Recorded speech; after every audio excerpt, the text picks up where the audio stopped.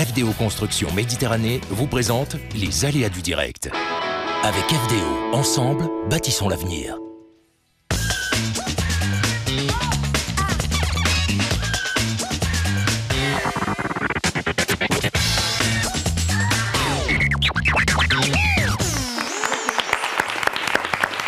Bonsoir, ravi de vous retrouver pour les ADD, les aléas du direct. Excellente soirée, bonne journée pour les rediffs, bon mardi, bon mercredi. Je vous donne le sommaire avec une soirée hommage à Bernadette Lafont, celle qui devait fêter ses 75 ans, l'actrice gardoise nîmoise. Une soirée hommage lui est rendue demain mercredi à la médiathèque Pierre-Vive à Montpellier avec cette actrice, 50 ans de carrière, Karim Ghiati pour nous en parler. Bonsoir Karim, vous êtes directeur de Languedoc-Roussillon Cinéma qui est partenaire de ce bel événement. On va parler d'un autre événement, l'association des deux rives, comme ça il n'y a pas de jaloux, rive droite, rive gauche, c'est à Palavas-les-Flots, un marché de l'artisan et des produits du terroir. Ce sera ce week-end, pas mal de choses à faire. Ce sera de 10 à 18h. Il y aura même Los Niños et la Noche avec leur guitare Franck. Bonsoir Franck. Bonsoir. On va parler de Palavas, mais qu'est-ce qu'on parle de quoi dans ta chronique? Je vous amène au Japon. Voir les gypsies du Japon qui continuent eux aussi à pérenniser notre culture et notre musique. Donc des japonais qui chantent en gypsy. Voilà, qui chantent catalan. Bon, on aura la musique dans un instant.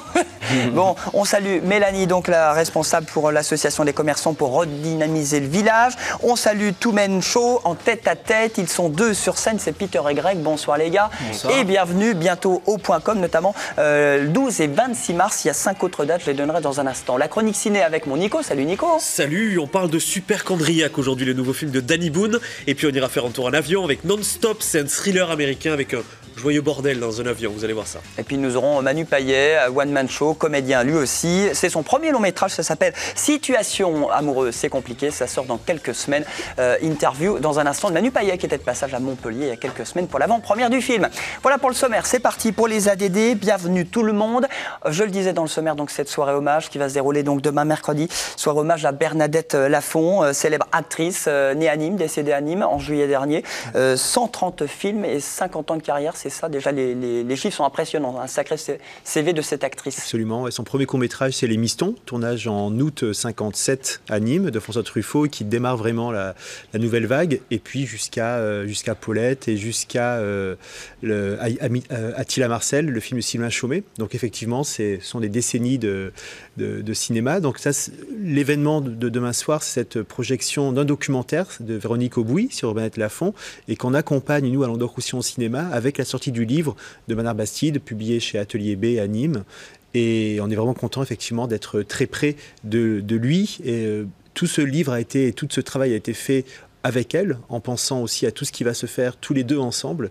Et effectivement, depuis juillet, Bernard est seul pour accompagner ces soirées. Donc c'est à la fois très touchant et en même temps, il est plein d'énergie pour continuer à nous montrer, à nous parler d'elle et à ce que son sourire rayonne chez nous à travers ce livre et à travers les films qui sont montrés un peu régulièrement partout. On a beaucoup parlé d'elle. Il y a quelques semaines, l'inauguration du théâtre Bernadette Lafont qui a porté son nom. C'est à Nîmes parce qu'elle est nîmoise. C'est important de faire ce rendez-vous de l'autre côté du Vidourle pour les même pour tout le monde. Bien sûr, il y en a d'autres qui auront lieu ailleurs. Il y a déjà eu d'autres séances également qui ont eu lieu ailleurs. Et donc, effectivement, c'est très intéressant quand Bernard Bastide est présent parce qu'il nous raconte 25 ans d'amitié et de relations professionnelles avec Bernadette Lafont dans ce livre où ils ont réussi tous les deux à réunir des photos, des documents inédits, des lettres. Voilà, donc c'est à la fois que je trouve que c'est un livre qui lui ressemble et le film qu'on passera demain, c'est aussi un film qui lui ressemble. C'est un film qui est très foisonnant avec des tas de personnes, de témoignages. Et on retrouve vraiment son caractère de très bonne humeur et beaucoup d'extraits où on voit et on comprend l'importance qu'il y a dans le cinéma français. Ce qui est génial avec cette actrice, c'est qu'elle n'a jamais eu de grands rôles qui l'ont fait connaître vraiment auprès du public, mais par contre, elle a plein de petits rôles, des seconds rôles que les Français l'adorent grâce à ça, en fait. Je pense qu'il y a une proximité, effectivement, par la multitude des rôles. Et puis après, alors je pense qu'on a chacun moi, je suis très attaché à La Maman et la Putain de Jean Eustache, au Miston, à Une belle fille comme moi, La Tortue sur le dos de Luc Béraud, et puis peut-être aussi L'Effronté de Claude Miller. Il en reste encore 125 à citer. Non, mais pour vous dire que je pense que c'est vrai qu'on est attaché sur le quotidien, parce qu'on la voit tout le temps sur le grand et le petit écran, et certains aussi au théâtre. Mais je pense qu'on a quand même nos rôles fétiches, avec des beaux premier rôle. Ouais. Voilà, donc je pense que Paulette et puis Une belle fille comme moi, je pense que c'est Je ne sais pas pour vous, mais... il y a aussi toutes ces comédies, parce qu'elle a beaucoup fait rire. Absolument, oui. Ouais. Là, avec et Michel Galabru et les films Max Pécasse et d'autres, effectivement, là-dedans, on découvre des titres que j'ignorais complètement. Donc, c'est effectivement très riche. Ouais. Mais en tout cas, vous avez raison, je pense, sur le sentiment de proximité qu'on a avec elle. Ouais.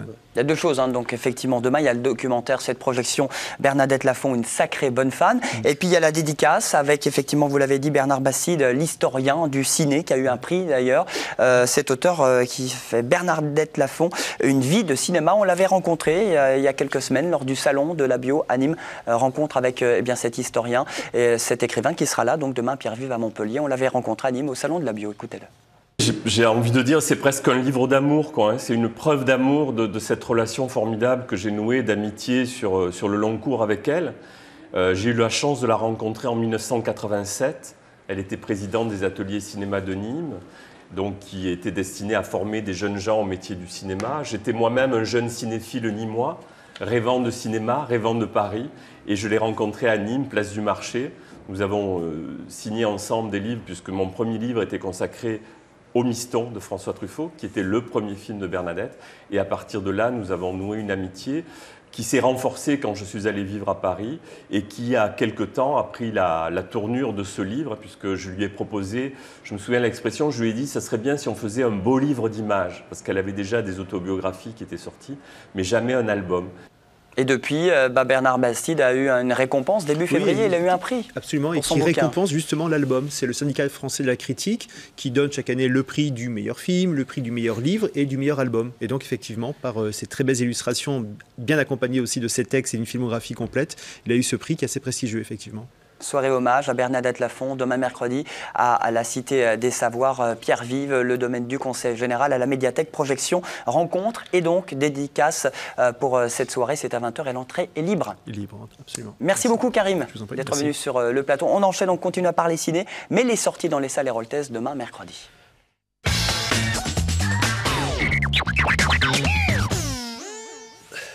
Allez, avec un film attendu ou pas, mais le duo de choc, elle ne se quitte plus. Danny Boone, Cadmerade, le retour. Bah oui, super Condriac, Danny Boone et Cadmerade pour essayer peut-être de réitérer le succès des ch'tis. Alors super Condriac, c'est l'histoire de Romain Faubert. Il est seul, il a 40 ans, il n'a pas d'enfant, il n'a pas de femme, il est photographe pour un dictionnaire médical. Donc c'est vous dire la vie bien... Le vieux garçon. Voilà, la vie de ouf de ce mec. Il a un problème, il est donc hypochondriaque. Son médecin ne le supporte plus. Pour lui, il n'y a qu'un seul remède, lui trouver une femme. Du coup, ce médecin va tout faire pour lui trouver une meuf. À voir ce film, super comédie. Alors c'est évidemment moins bien réussi et ça va sûrement moins bien marcher que les ch'tis, mais c'est à voir pour ceux qui aiment le genre, vous allez adorer Super Condriac. Autre style, un thriller, ça s'appelle Non-Stop, ça sort demain. Ouais, un bon thriller à l'américaine avec Liam Neeson. Alors qu'il est en plein vol, un agent de la police de l'air reçoit des SMS d'un inconnu et il est écrit, c'est pas drôle, je ris mais c'est pas drôle, qu'il va tuer un passager toutes les 20 secondes s'il n'a pas 150 millions de dollars dans 1 heure. Donc voilà, faites les mathématiques, vous avez 3 heures pour m'expliquer tout ça. Super film, alors pour ceux qui ont la phobie des avions, ne voyez pas ce film parce que ça va bien vous faire flipper. Ça sort cette semaine, Non-Stop, c'est pas le plus réussi des films qu'on a vu évidemment, mais en tout cas c'est à voir cette semaine. Meryl Streep de retour dans une comédie. Et oui, et surtout Meryl Streep et Julia Roberts qui sont réunis dans une comédie dramatique événement, l'histoire de 3 sœurs, les Weston. Leur père vient de mourir, elles se retrouvent dans la maison de famille pour la première fois après plusieurs années sans s'être vues. Elles retrouvent leur mère qui est complètement dingue et pourtant cette mère les a élevées. Elles avaient oublié un peu que cette mère était un peu folle. Elles la retrouvent et ça vire un peu à la saga de l'été, façon France 2 avec des secrets de famille, etc. Mais là c'est assez réussi et ça sort cette semaine. Réussi également, déjanté aussi, The Grand Budapest Hotel. Merci, tu m'as dit que tu le disais, tu l'as dit. Je l'ai dit, c'est très bon. C'est bien, je suis fier de toi. Le réalisateur de Scream, Wes Anderson, qui est de retour avec une comédie, donc tu l'as dit, très délirant, un huis clos où un responsable des clés d'un hôtel se met à la recherche d'un tableau volé. Je vous propose de regarder un petit extrait. Sous le sévère commandement de monsieur Gustave H. Beaucoup de clients les plus précieux et les plus distingués de l'hôtel venaient pour lui. Je vous aime. Je vous aime. C'était de la dynamite, cette femme au plumard. Elle avait 84 ans. J'en ai eu des plus vieilles. Ce fut également l'époque où je rencontrais Agatha. Elle est charmante, elle est si charmante. Il flirte avec toi? Oui. Je vous donne ma bénédiction. Je devins son élève et il allait devenir mon conseiller et mon protecteur. La police est là. Dis-leur que je viens tout de suite. Elle a été assassinée et vous croyez que je l'ai tuée. Hé! Arrêtez! Vous êtes superbe, darling, je vous assure. Je ne sais pas quelle crème ils vous ont appliquée à la morgue, mais je veux la même. Voici les dernières volontés et le testament de Madame D. À Monsieur Gustave H, je lègue le tableau nommé Garçon à la pomme. Wow. Quoi? Qui est Gustave H? J'ai bien peur que ce soit moi. Voilà, ça c'est un film que tu nous conseilles d'aller voir dans les salles. Oui, et puis une comédie qui a été tournée dans la région, n'est-ce pas, et qui sort très très bientôt, le 5 mars je crois. Ça s'appelle N'importe qui. C'est ça. Son livre s'appelait N'importe quoi. L'avant-première, c'est au CGR lundi à 22h. J'ai tout ouais, bon, 20h et 22h, c'est ça. Et alors, pas grand monde ne l'a vu. Est-ce que vous l'avez vu? Je sais non, pas encore. Je le verrai oui, le lundi et 2 jours après, il est projeté aussi à Frontignan. Bon, ça promet d'être un joli succès en tout cas dans la région. Il y aura des belles projections. Ouais. Avec ses sketchs, ses gags déjantés, ce qui fait la recette de Rémi Gaillard, l'homme au plus d'1 milliard, 500 millions de clics. En tout cas, la bande-annonce est très réussie, ça donne très envie de voir le film. Hein. Bon, Rémi Gaillard qui sera l'invité des Aléas du Direct, ce sera vendredi sur TV Sud. Merci mon Nico, on a tout dit. Plaisir. Je te présente Peter, je te présente Greg, tous les deux, salut, tous les deux sur la scène du Point Com à Montpellier. Alors Peter, vous êtes de Narbonne? Oui. Et Greg, vous êtes de Clermont? C'est ça. Mais vous vivez à Nantes? C'est ça. Et vous avez fait vos études à Lyon? C'est ça. Voilà, merci beaucoup. Vous avez compris. Donc c'est pas un one-man show, c'est un two-man show. Ça s'appelle En tête à tête. En tête à tête, tout à fait. Alors comment ça s'est fait? C'est une histoire déjà entre potes, vous avez décidé, comme vous connaissez très bien, de monter sur scène et d'en faire un duo? C'est une histoire d'amour avant tout. C'est ça, quand on s'est rencontrés, ça a été le coup de foudre et puis on s'est plus jamais lâché. C'est ça. Puis voilà. Non mais ça s'est fait assez rapidement notre rencontre et tout. Quand on a commencé à parler, on avait les mêmes centres d'intérêt. Donc on a commencé à faire de la scène ensemble. Je crois qu'on a fait les sketchs les plus pourris du monde. Vous vendez bien votre truc. Hein, ouais, mais au début, je parle des débuts. Au début. Il y en avait un notamment où Peter était déguisé en lapin. Ouais, ça on n'est pas obligé d'en parler là non plus. Et puis voilà, et puis non, après on a persisté parce que ce qui en sortait c'était notre complicité sur scène. Et puis aujourd'hui tout se passe bien. Et vous racontez votre vraie histoire en quelque sorte, deux potes qui sont amenés à travailler ensemble pour monter un one man. Exactement. Un two-man du coup. En fait c'est l'histoire du spectacle, c'est l'histoire de Peter et Greg.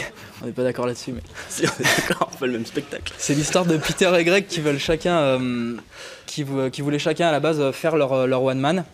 Et qui n'ont jamais eu le cran de se lancer chacun de leur côté et qui malgré tout vont tenter de réaliser leurs rêves mais à deux, ensemble sur scène et vont interpréter des sketchs ensemble en mélangeant chacun leur univers. Donc à chaque fois ça donne des personnages qui se retrouvent dans des situations où ils ne devraient absolument pas être. Comme par exemple, tu es d'accord avec Greg? Tout à fait. Puis il y a de l'humour pour tout le monde puisque c'est absurde, c'est décalé, il y a un peu de magie, il y a un peu de tout, il y a un peu il y a des sketchs un peu plus graveleux que d'autres, il y a pour tous les goûts. Quoi. Voilà. C'est votre vrai boulot, vous êtes comédien, vous vivez à 100% de votre passion? On fait ça. Ah, c'est cool, parce que vous avez 24 ans, je sais que c'est quand même compliqué, si on ne fait pas forcément France 2 ou de la télé ou un Prime. C'est sûr que c'est très compliqué. Si on fait pas en demande qu'en rire, oui, c'est assez compliqué. Mais... Vous avez essayé ou pas? Non, on n'a pas. On s'est lancé quand ça s'est terminé, donc on n'a pas pu y aller. C'est terminé? Ouais, c'est fini. Jamais France 2. Non, on n'a que TV Sud, tu vois. Je suis bloqué. Bon, en tout cas, vous avez bossé avec Artus. On a bossé avec Artus. On a fait un festival avec Artus. On a fait un festival, ouais. Avec Arnaud Ducré. Vous avez fait des avant-premières, des premières parties. Première partie de Monsieur Fraise, qui avait cartonné dans On ne demande qu'à en rire aussi. Non, on a eu de très belles rencontres. On a fait de... Voilà. Plus d'1 heure de show, c'est au Point Com, il y a 5 dates, alors on prend un peu d'avance. Hein. C'est le 12 et 26 mars. C'est ça. C'est ça, et au mois d'avril, vous avez les dates? Ouais, le 9, le 23 et 30 avril. Voilà, numéro complémentaire, c'est au Point Com, c'est boulevard Louis Blanc, dans l'Écusson, c'est à Montpellier. C'est ça. Merci les gars. Avec plaisir. Merci beaucoup. Vous connaissez Palavas-les-Flots? Ouais. Ça change de Nantes, mais c'est très sympa aussi, Palavas. Un joli petit village. Et c'est Mélanie qui s'occupe, pas de ce village, mais qui s'occupe de faire bouger l'association des commerçants et de faire un événement. C'est pas mal, parce que d'habitude, on fait ça l'été. Là, vous le faites en intersaison, quand c'est un peu plus calme, quoique il y a beaucoup de monde le week-end dernier avec le soleil. Oui, dès qu'il y a du soleil, à Palavas. Tous les Montpelliérains vont à Palavas. Un marché de l'artisanat et des produits du terroir. Oui. Première édition, c'est ce week-end. Première édition organisée par l'association des commerçants, donc les deux rives, sur le quai rive gauche, le quai rive droite et la promenade du port. Donc on a 70 inscrits au jour d'aujourd'hui pour le marché. On fait également venir une structure gonflable de 800 mètres carrés pour les enfants, pour faire un week-end d'animation pour les enfants. au niveau de la jetée rive gauche. Et on fait venir des groupes de musique, Los Niños de la Noche et un bal qu'on organise le dimanche après-midi. Voilà, pour animer Palavas, promouvoir le village et faire bouger hors saison justement. Parce que Palavas, c'est pas que la saison, c'est aussi toute l'année. Voilà. Alors pourquoi les structures gonflables sont réservées aux enfants, ça, on se pose la question. Nico veut y aller, Peter et Greg aussi. Insupportable. Non, c'est jusqu'à 14-15 ans. D'accord, on peut pousser jusqu'à 28 ou pas? Non, pas non. Voilà. Ah, ça dépendra du poids des 28 ans, je Alors pense. ça se passera pas. Peter, c'est mort pour toi. Ouais, c'est raté pour moi. Bon, rive gauche, promenade du port de 10 à 18h 10 pendant à 2 18 jours. heures pendant 2 jours, oui. Alors c'est quoi? C'est foie gras, c'est bijoux? Foie c'est tout, gras, c'est- bijoux, charcuterie, fromage, huile d'olive, tapenade, lampes. Voilà, 70 artisans qu'on a trouvés inscrits à la chambre de commerce. Alors c'est des régionaux, ils sont tous de Palavas, ils sont... Non, c'est des régionaux. On a fait les marchés environ, on a fait la chambre de commerce, la chambre d'agriculture, les listings de la mairie de Palavas qui nous a aidés pour organiser ça avec le marché de la Rémère et la boutique de Noël. Donc on les a sélectionnés pour pas qu'il y ait trop de concurrence entre eux non plus. Et on espère qu'il y ait beaucoup de monde pour pour que ce marché soit une bonne réussite la première année et qu'on réitère tout ça chaque année. Bon, rive gauche, promenade du port de 10 à 18h samedi, dimanche pour ce rendez-vous produit du terroir. Et puis le marché aux puces, rive droite, comme ça il n'y a pas de jaloux. Hein. Marché aux puces, rive droite, comme ça il n'y a pas de jaloux, pour que voilà, il y ait un lien entre la rive gauche et la promenade du port, et pour que le marché se continue sur les deux rives, comme le nom de l'association, et qu'on arrive jusqu'à la promenade du port pour toucher vraiment tout le village. Et donc les 800 mètres de jeu gonflable. Oui. Je vais 800 tenter mètres quand même, carrés. je vais essayer. Venez, on sera là pour vous accueillir, il n'y a pas de souci. Bon, Los Niños qui seront là, bah, ça tombe bien, on l'a invité. Il a vu la lumière, il est venu, ça va Franck? Ça va bien. Mais t'es de Palavas, de Montpellier? Moi, je suis de partout. T'es de partout, Le toi? gitan, il est de partout. Le gitan, Non, moi, il est partout. Je suis de Montpellier.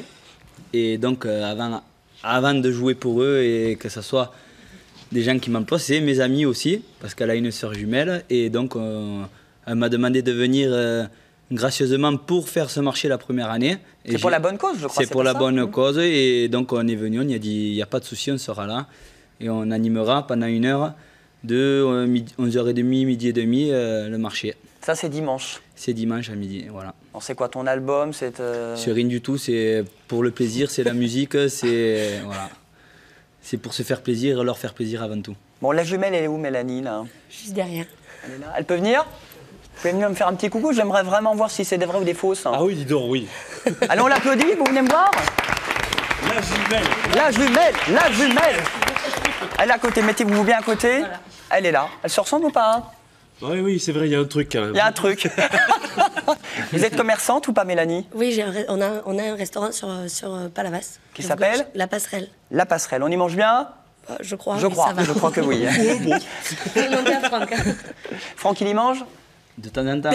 Ouais, c'est les copains des copains, quoi. Tous les midis. Bon, bah, c'est ta cantine.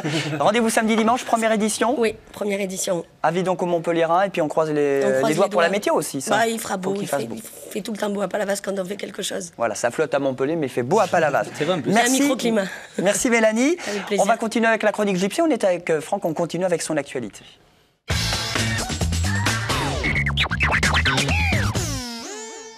Alors, Kezako, tu nous parlais des Japonais, mais des Japonais qui chantent Gypsy. Qu'est-ce que c'est que cette histoire? Alors, je voulais vous faire voyager. Il faut savoir qu'il y a à peu près 14 ans, j'ai rencontré un garçon qui s'appelle Nico.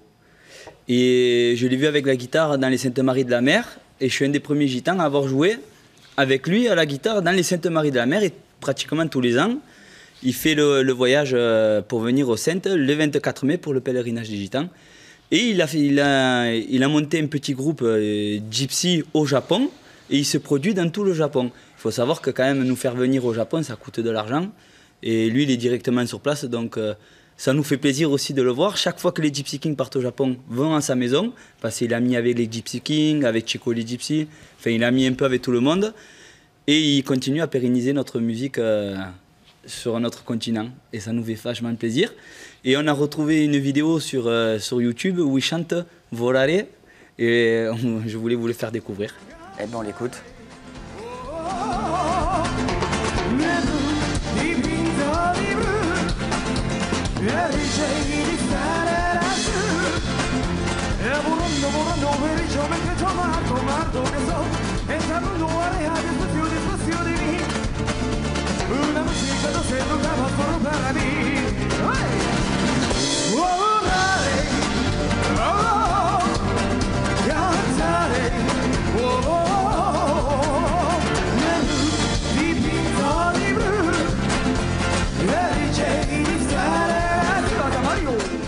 Bon, on s'y croirait presque. Hein.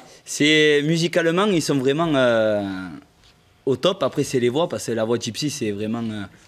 c'est culturel, quoi. Il n'y a qu'un gitan qui peut chanter comme un gitan, comme un africain qui peut chanter comme un africain. Il faut rendre à César ce qui appartient à César. Mais voilà, c'est tout. Il sort ces petites vannes, ces petites expressions. Ouais, vous en pensez quoi, vous, Peter? Sympa? Je trouve ça drôle. Il pourrait faire un spectacle de ça. Ouais. Un Chinois qui chante du gitan, c'est drôle. C'est vraiment énorme. Il chante catalan. Il a appris vraiment... quand il est devant nous, qu'il chante devant nous avec la guitare, il chante au même ton que les Gypsy Kings. Enfin, vous savez, en musique... Il y a des tonalités à prendre, il triche pas, il fait vraiment les mêmes gammes. Il suffit pas d'avoir la guitare. Ouais, il a vraiment la rythmique, il y a tout qui passe, quoi. Il cartonne là-bas aussi. Et là-bas, il fait un carton, il est vraiment de partout. Donc je l'ai eu par Facebook et je lui ai dit, est-ce que ça te dirait que je te présente dans la chronique? Il m'a dit, il n'y a pas de problème, si tu peux m'introduire dans la télé, il m'a dit. Dis donc, calme-toi, qu'est-ce qui t'arrive, Franck? Il voulait s'introduire. Il voulait s'introduire, bon, très bien. On le salue. J'ai vraiment rigolé et on passe le bonjour au Japon parce que, à mon avis, la chronique, quand elle va être sur Internet, elle va faire le tour du Japon. Et... c'est sûr, hein, TV Sud au Japon, c'est connu. Mais pour de bon, parce qu'il est connu et directement qu'il met un truc, que tout le monde le partage, vous allez voir, ça va faire. On salue tous les Japonais ou tous les Français qui sont là-bas. Comment on dit d'ailleurs? C'est Mihao, non? C'est pas ça? En chinois, vous ne savez pas? C'est Abando. Abando, je crois. Abando, voilà. En japonais, on dit arigato gozaimasu. Merci beaucoup à eux de pouvoir faire notre musique là-bas. Je fais du karaté, donc je sais parler un peu japonais. Cette petite phrase, phrase veut dire...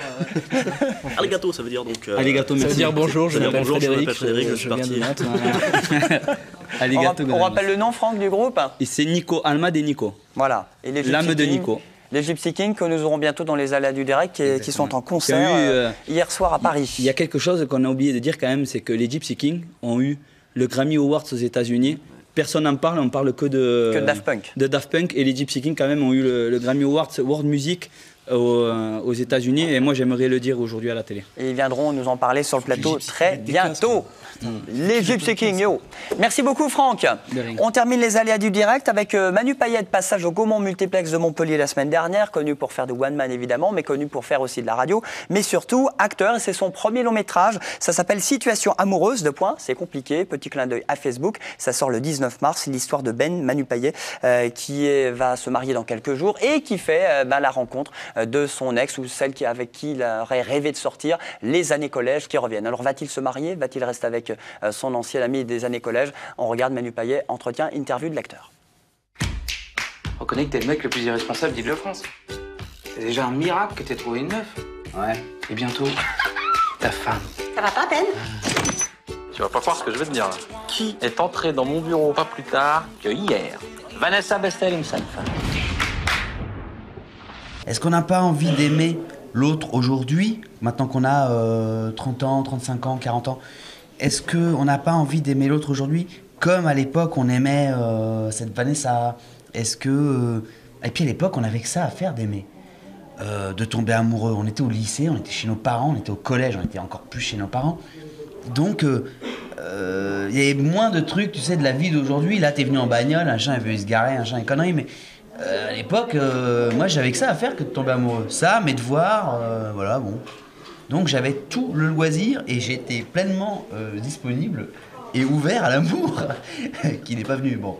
Mais j'étais là pour cette Vanessa, qui elle déjà à l'époque, souvenez-vous, avait l'air déjà tellement occupée. Je me disais, mais qu'est-ce qu'elle a là? Bouger, gesticuler, elle va où là? Faire quoi là? Alors moi j'avais aucun projet à court terme. C'était ça qui a fait que j'étais très tendu à l'idée de qu'on s'attelle à une comédie romantique, c'était qu'elle ressemble à une comédie romantique, quoi. Et aujourd'hui, je peux te dire quand même, en toute... voilà, je peux le dire, que ce film ressemble à ce que je voulais faire. Il est un peu moins long que ce que je voulais faire, mais il ressemble quand même beaucoup à ce que je voulais faire. C'est une histoire aussi de timing.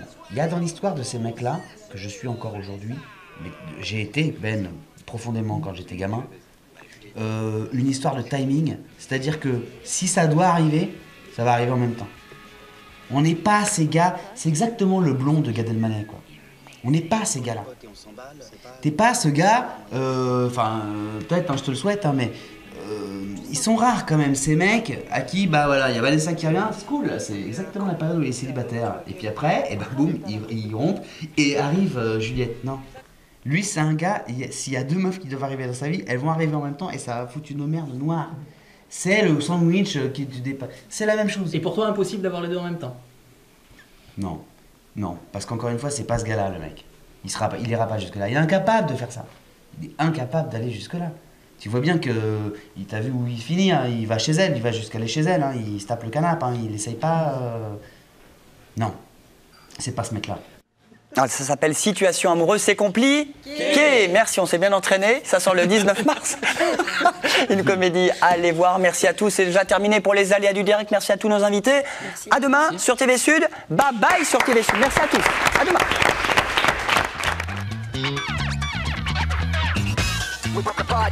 FDO Construction Méditerranée vous a présenté les aléas du direct.